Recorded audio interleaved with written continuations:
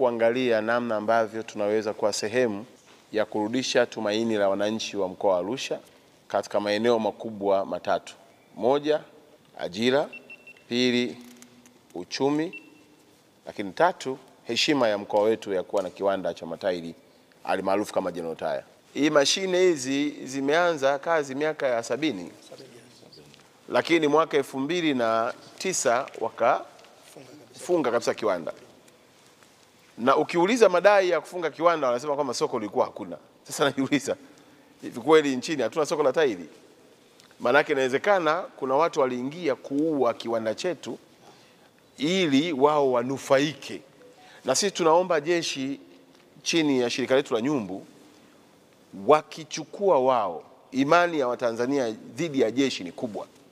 Na nyinyi mtu mfahamu ya kwamba, fikiria sisi watu wa local government, mimi niko serikali za mitaa na serikali kuu, tukinunua tu matairi ya kwamba halmashauri zote nchi nzima, hivi kweli soko hakuna? Tukitoka tu hapo kwenye vyombo vya ulinzi venyewe, yani jeshi la wananchi, polisi, magereza, uhamiaji, fire, wakisema bwana sikiliza, tuenda kununua matairi yaliyotengenezwa na ndugu zetu wa shirika la Nyumbu, hakuna soko. Hapo bado yaongelea mawizara mengine. Na kubwa zaidi